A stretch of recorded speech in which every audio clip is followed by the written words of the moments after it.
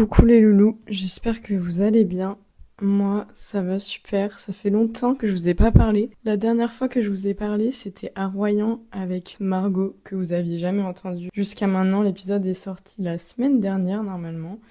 Et faire un petit update. Je suis rentrée de Bali il y a un peu moins d'un mois.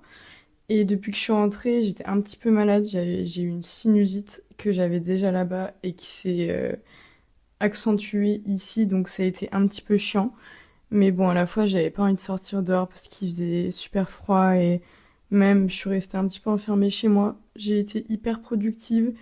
Du coup, avec le décalage horaire, je me réveillais tous les matins à entre 3h30 et 4h du matin. Donc autant vous dire que j'étais hyper productive et que ma journée commençait très tôt. J'avais le temps de faire énormément de choses. Donc ce que je faisais, c'est que je me levais. Je travaillais du coup sur le livre que j'ai sorti, mais je vais vous en parler après. Donc d'ailleurs que j'ai fait en vraiment pas longtemps parce que j'étais réveillée très très tôt. Et du coup après je faisais des exercices d'écriture.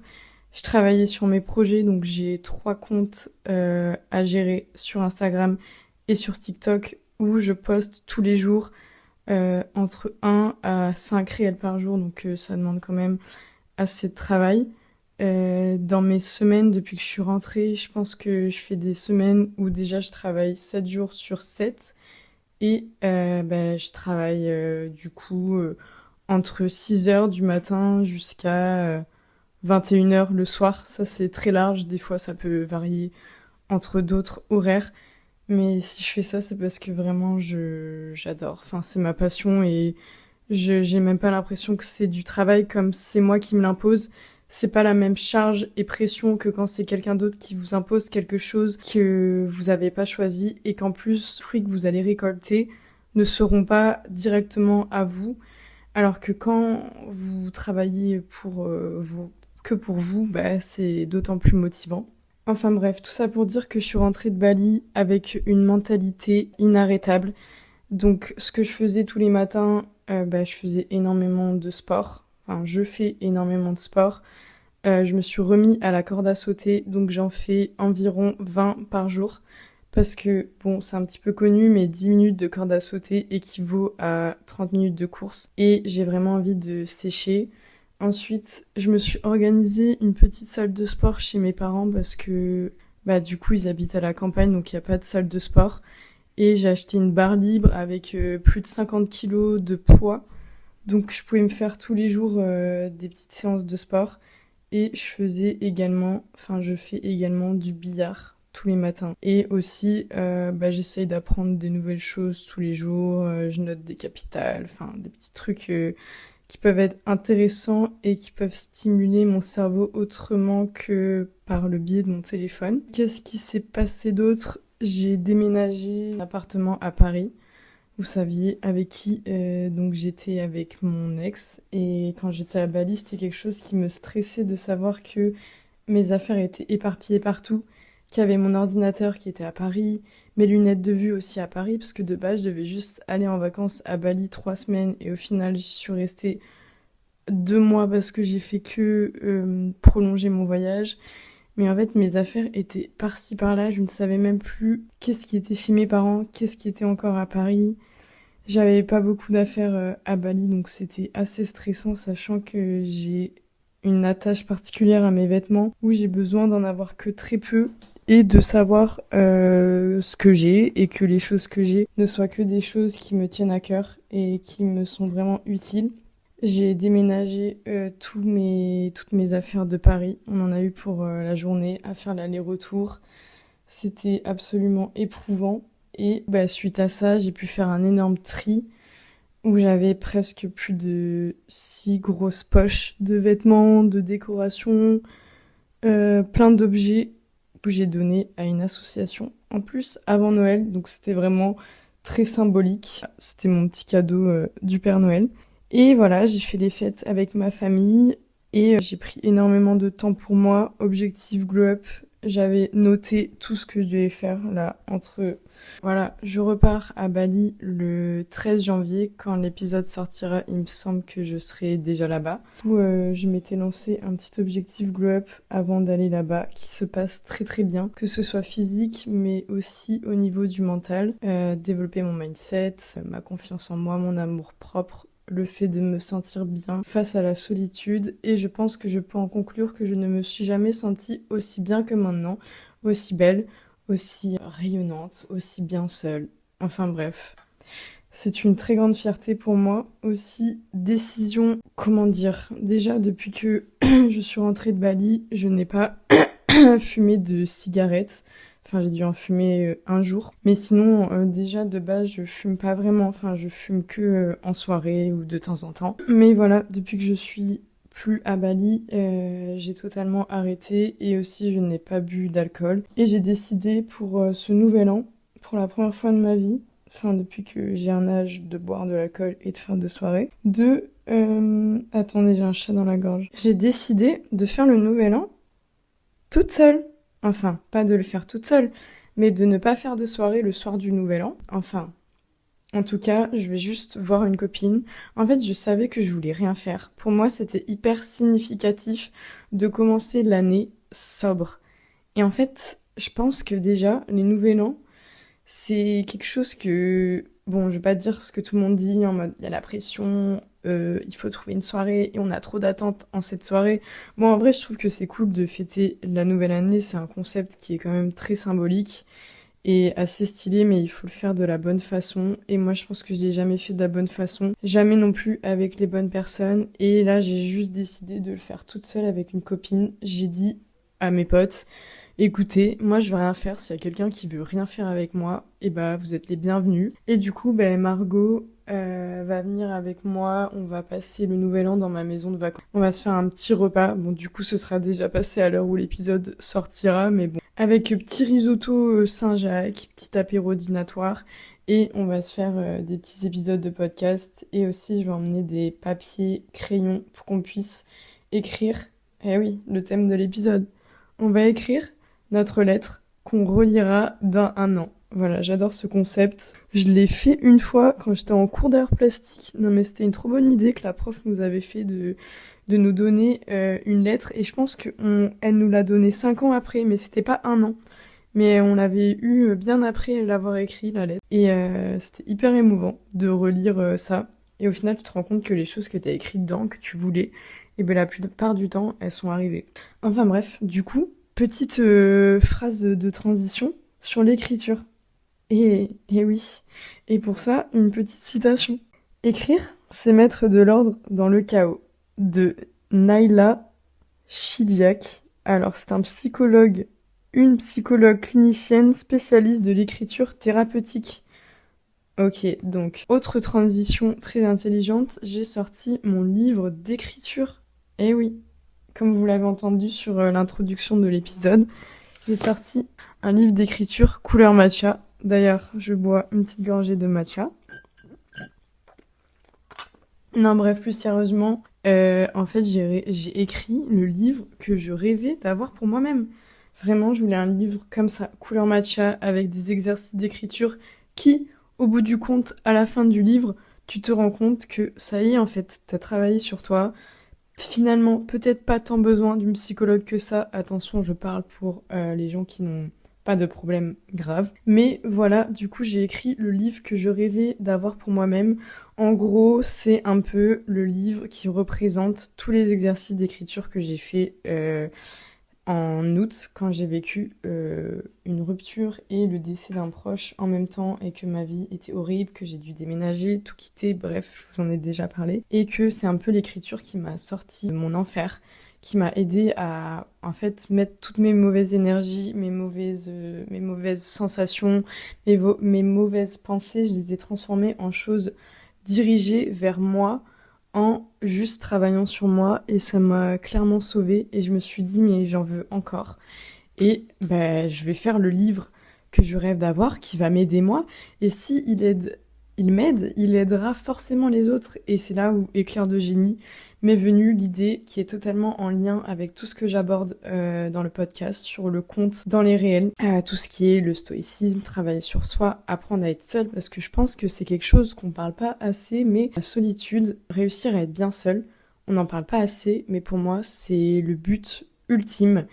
C'est quelque chose qui est assez tabou, où tout le monde dit avoir confiance en soi, être bien seul. Tout le monde est là, non, mais moi je suis très bien seule, etc. Mais dans le fond, est-ce que c'est réellement le cas? Voilà, j'ai voulu créer un livre qui te permet vraiment, au bout des 60 jours, de te sentir beaucoup mieux, de pouvoir t'introspecter, d'aller chercher en toi les défauts. Donc en fait, il y a plusieurs phases dans le livre. Il y a le début. En fait, le début, c'est un petit peu plus désagréable. On va chercher les blessures, nos défauts, les choses qu'on fuit, les choses qu'on n'aime pas chez nous. Et après, on se concentre sur des choses un petit peu plus positives, comme par exemple en quoi nos défauts sont aussi des qualités, en quoi nos peurs nous ont permis de faire des grandes choses dans nos vies, les choses qu'on se pardonne, finalement, les choses qu'on aime bien chez nous, la version qu'on aimerait être, et bref, en gros, chaque exercice d'écriture a un lien avec celui de la veille. Ils sont tous par ordre chronologique.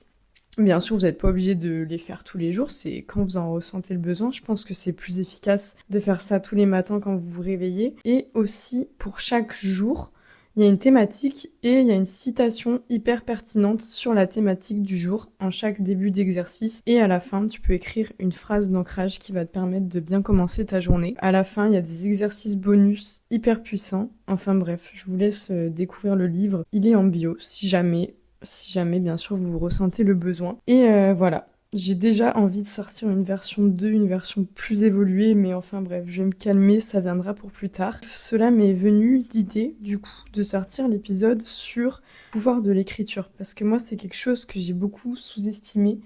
On te dit souvent quand tu vas mal, mais écris, nanana. En fait, t'as envie de dire, mais c'est chiant, arrête de me dire d'écrire, genre, je vais pas parler dans le vide, mais en fait, ça a du sens, genre, c'est une réalité, et ça, tu te rends compte que quand tu le fais, que l'écriture est réellement réparatrice. Alors déjà, avant de m'éparpiller dans tous les sens comme je le fais à chaque fois, j'ai noté quelques points intéressants parce que je trouve que dans cette génération très TikTok, contenu court, etc., il ne faut surtout pas qu'on perde à l'idée le fait de se cultiver quand même tous les jours, donc j'ai été faire mes petites recherches. Les premières écritures apparaissent en Mésopotamie, vers la fin du 4e millénaire, en gros autour de 3300-3200 avant Jésus-Christ. C'est l'une des grandes inventions humaines, et elle n'arrive pas d'un coup.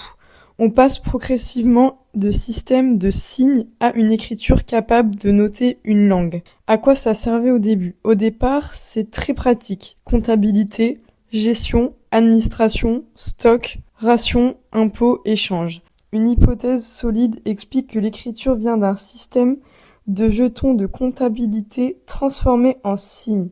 Puis assez vite, l'écriture sert aussi à les lois, les contrats, la religion, les récits, la littérature, la mémoire officielle d'un État. Comment ça évolue? Ça évolue d'abord en pictogrammes, dessins, signes plus abstraits, des traits, des coins. Valeurs phonétiques. Son. Vers 1050 avant Jésus-Christ, le phénicien diffuse un alphabet simple, surtout consonnes, qui influencera le grec puis le latin, notre alphabet. L'alphabet latin devient la base des écritures en Europe de l'Ouest. Le français écrit ne sort pas de nulle part, il vient du latin parlé, roman, et s'écrit avec l'alphabet latin. Repère connu, 842 après Jésus-Christ, Serment de Strasbourg, souvent présenté comme le plus ancien texte français conservé. C'est un document politique. Vers 880 après Jésus-Christ, séquence cantilienne de Sainte-Eulalie, souvent citée comme le plus ancien texte littéraire, langue romane, clairement distincte du latin. En 1539, l'ordonnance de Villiers-Cotterêts, François Ier, gros jalon car elle installe le français comme langue de l'administration justice à l'échelle du royaume. Depuis quand on apprend à écrire à l'école? Ça dépend de quelle école et qui. Au début, en Antiquité, on forme des scribes. L'écriture est un savoir de spécialiste utile à l'État, au temple et au commerce. En Europe médiévale, l'apprentissage de la lecture, écriture est longtemps concentré dans les milieux religieux et urbains. Ce n'est pas encore massif. En France, la scolarisation de masse, 1833, loi Guizot, organise l'enseignement primaire et impose à chaque commune d'ouvrir une école de garçons avec structuration. En 1881-1882, loi Ferry, l'école primaire publique devient gratuite, laïque, obligatoire de 6 à 13 ans à l'époque. En 1959, scolarité obligatoire prolongée jusqu'à 16 ans. Et en 1975, loi Haby, généralisation du collège pour tous, collège unique dans cette logique de massification. Voilà pour la petite histoire sur l'écriture. J'espère que vous avez apprécié et pardonnez-moi pour ma mauvaise lecture. Alors, moi, je voulais parler de quand est-ce que j'ai commencé à écrire. Je me rappelle que depuis toute petite, déjà, je pense que c'est une mini forme d'écriture, mais je dessinais beaucoup. Je sais pas pourquoi, mais je m'ennuyais pendant l'école. Et du coup, je dessinais et ça me permettait de faire quelque chose en écoutant. Ça voulait pas dire que j'écoutais pas, mais j'avais besoin de faire quelque chose. Je ne sais pas pourquoi, mais ça a toujours été comme ça. J'ai toujours eu besoin de faire quelque chose en même temps. Et après, je me rappelle que quand j'étais très triste, d'ailleurs, j'aimerais trop vous lire, mais quand j'étais très triste et depuis très jeune, j'écrivais, surtout pour des peines de cœur, j'écrivais à chaque fois des textes assez poétiques. D'ailleurs, j'étais littéraire avec des rimes, des assonances. Et d'ailleurs, elles sont très très belles les écritures, je vous ferai lire un jour. Mais j'écrivais tout ce qui me passait par la tête et ça m'aidait vraiment, genre ça me faisait vraiment du bien. Ça me permettait de me libérer, de faire le point. Comme on dit sur la première citation, je mettais de l'ordre dans le chaos. Et pareil, ça me permettait moi-même de me rendre compte des choses et de mettre des points finaux dans ma tête. Du coup, j'avais mon carnet où j'écrivais tout le temps dedans quand j'allais mal. Et j'avais aussi dans ce carnet, dans le même carnet, j'écrivais tous mes objectifs tous les ans. Objectifs de l'année, objectifs du mois, les films que j'avais bien aimés, les phrases, les expressions que j'avais du moment, bref. J'écrivais tout dans mon cahier. Et après, je ne sais pas pourquoi, j'ai arrêté d'écrire dans des carnets et j'ai remplacé ça par mes notes. Et vraiment, mes notes, c'est un banger, genre c'est vraiment mon truc préféré, c'est mon organisation de toute ma vie, parce que du coup j'écris tout le temps mes objectifs. Dans mes notes, j'ai du coup mes objectifs du mois, mes objectifs de la semaine, toutes les choses chiantes que je dois faire, que je repousse, mes rendez-vous médicaux, mes objectifs de glow up, mes codes. Et j'ai aussi une note projet pro où du coup là je note tous mes objectifs professionnels, les choses que je dois faire, les idées que j'ai en tête, etc. J'ai une note anglais où je note tous les mots nouveaux que j'apprends dans la langue anglaise, objectif de l'année. Une note voyage avec les choses importantes à savoir sur les voyages que je fais. Et une note glow up. Je note tous les trucs importants, glow up physique, glow up mental et plein de trucs mémotechniques. Et bref, j'ai totalement arrêté d'écrire dans le papier, enfin sur format papier. Et c'était quand? C'est quand il m'est arrivé tout ça. Mais je continuais quand même d'écrire dans mes notes de téléphone quand il y avait des choses qui se passaient mal ou je me sentais mal. Mais je pense que ça n'avait pas vraiment le même effet. C'est moins significatif que quand t'écris sur un bout de papier. Et bref, du coup, c'est quand j'allais mal que mon tonton m'avait dit... En fait, j'étais vraiment... J'avais vraiment envie de m'en sortir. C'est pas vraiment que j'étais tellement mal que j'allais faire tout ce qu'on me disait de faire, mais j'avais vraiment envie d'écouter, pour une fois, écouter les conseils qu'on me donnait. Et il m'avait donné des exercices d'écriture à faire. Et du coup, je les avais faits. Et j'avais vraiment pris du plaisir à les faire. Et après, depuis, je m'étais jamais arrêtée. Et j'en faisais tous les matins, tous les jours. Et je voyais vraiment un changement sur ma vie. Enfin, ça me faisait vraiment du bien. Et même, j'ai vu la différence quand j'étais à Bali et que j'écrivais plus. Je le sentais que du coup, c'était vite le brouillon dans ma tête, qu'il y avait plein de choses, du coup, que j'avais pas trié, où j'avais pas fait le point, j'avais pas eu le temps de process. Alors que quand t'écris, du coup, en fait, tu choisis la problématique sur laquelle tu veux travailler et tu te laisses porter, tu réfléchis pas, tu lâches prise, il y a rien qui est sous contrôle. Et des fois, tu vas écrire des choses que t'étais même pas au courant. Enfin, je sais pas comment expliquer. Donc c'est ça qui est intéressant.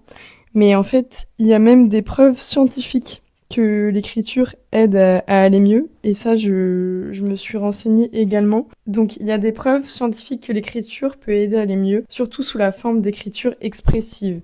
Écriture expressive, c'est écrire sur un événement stressant émotionnel. Ou de journaling orienté émotion, ressources. Mais c'est important de le dire clairement, les effets sont en moyenne petits à modérés, variables selon les personnes et la façon de pratiquer.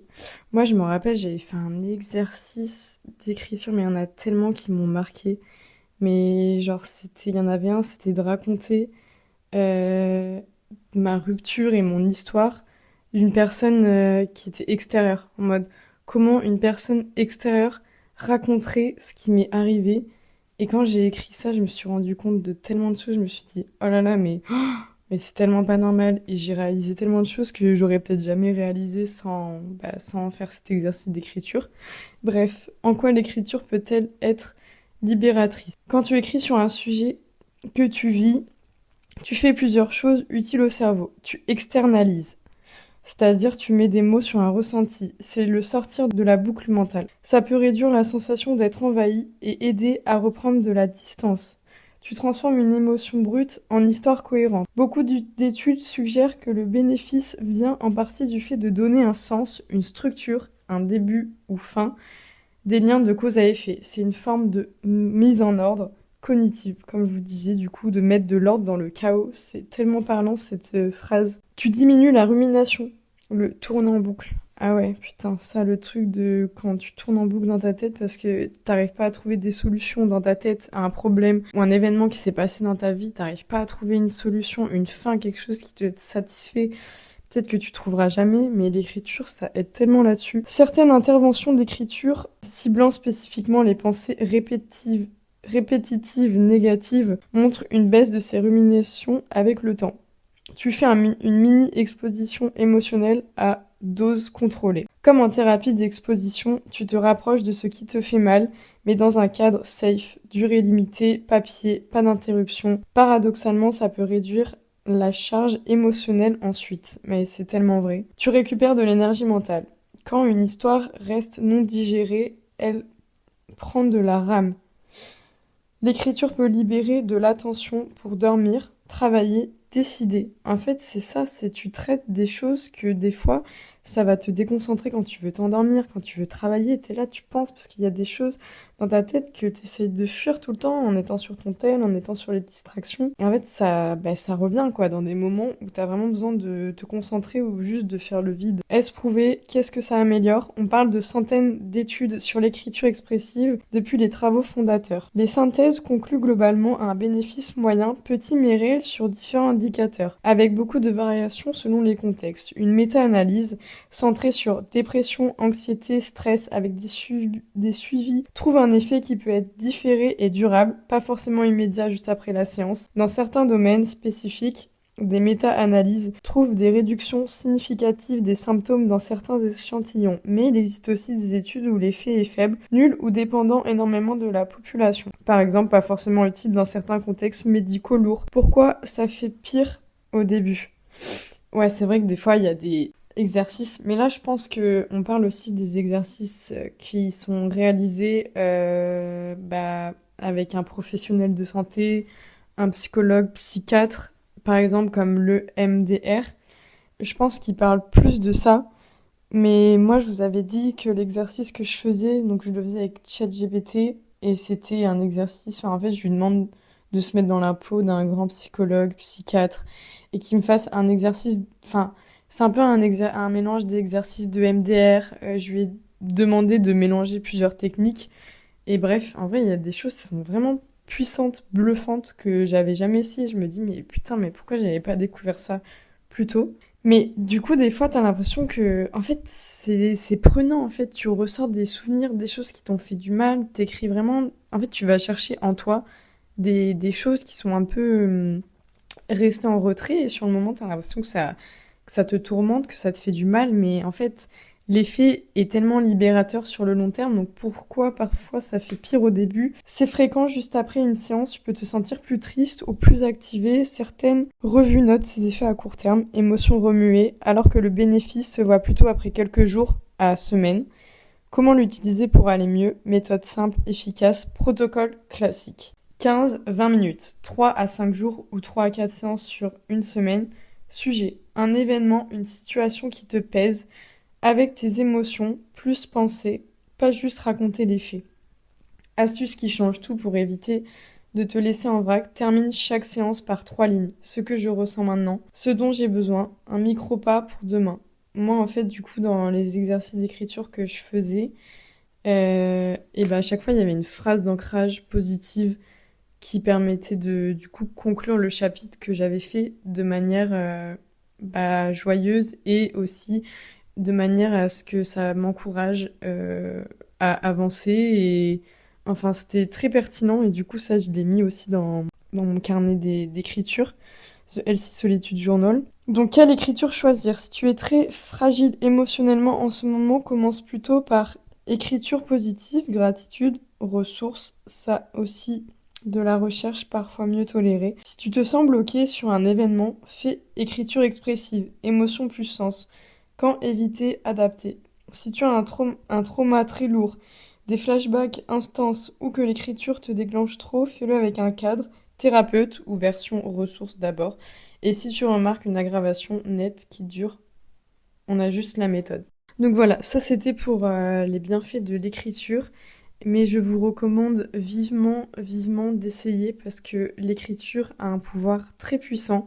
Je pense que c'est quelque chose que vous devez ajouter à votre quotidien. Si vous sentez que votre vie n'est pas très bien, que vos émotions sont un petit peu remuées, que vous êtes en boucle dans votre tête, l'écriture est à ajouter à la lecture, à l'effort physique, à une bonne alimentation, à un bon sommeil. Enfin bref, toutes les choses qu'on répète en boucle, mais qui sont très importantes, toutes combinées et faites tous les jours, un petit peu tous les jours, mènent à de grands résultats. Et c'est pour ça que moi, je vous le dis que du coup d'avoir écrit tous les jours pendant plus d'un mois, et là pareil, ça fait un mois que j'écris tous les matins, et bien ça change relativement mon état, ça m'apaise. Ça me permet de prendre du recul sur les situations, ça me permet d'être beaucoup plus calme. Même quand une situation, quelque chose vous contrarie, au lieu de répondre tout le temps à chaud, mettez-vous sur un petit carnet et écrivez ce que vous ressentez, c'est très important. Un livre aussi que j'ai acheté tous les ans qui me faisait du bien, c'était le 5 Minute Journal, qui est très connu, très célèbre. Je le voyais sur les vidéos YouTube avec The Miracle Morning, faites ça tous les matins.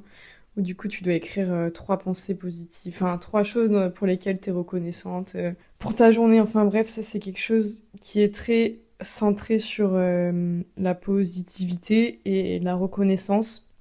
Là où du coup moi dans mon livre je vais plus chercher des choses un peu plus profondes, des blessures, etc. Mais je pense que même combiner un petit peu de tout, ça fait du bien. Et voilà, enfin bref, les loulous, j'ai débité, je sais même pas quoi vous dire de plus, mais du coup, si jamais ça vous intéresse, que vous avez envie d'essayer l'écriture, si jamais vous n'avez pas envie de dépenser et que vous voulez d'abord essayer dans un premier temps les bienfaits de l'écriture, je vous recommande vivement d'essayer juste de vous mettre devant une feuille et d'écrire tout ce qui vous passe par la tête, ou alors du coup de demander à une intelligence artificielle de vous guider et de vous écrire un exercice d'écriture sur une problématique qui vous préoccupe en ce moment, ou alors si vous avez des problèmes un petit peu plus graves, de faire ça encadré par un professionnel de santé. Et si jamais vous avez envie de découvrir mon livre The 5 Minute Journal, n'hésitez pas, il est dans la bio de mon épisode.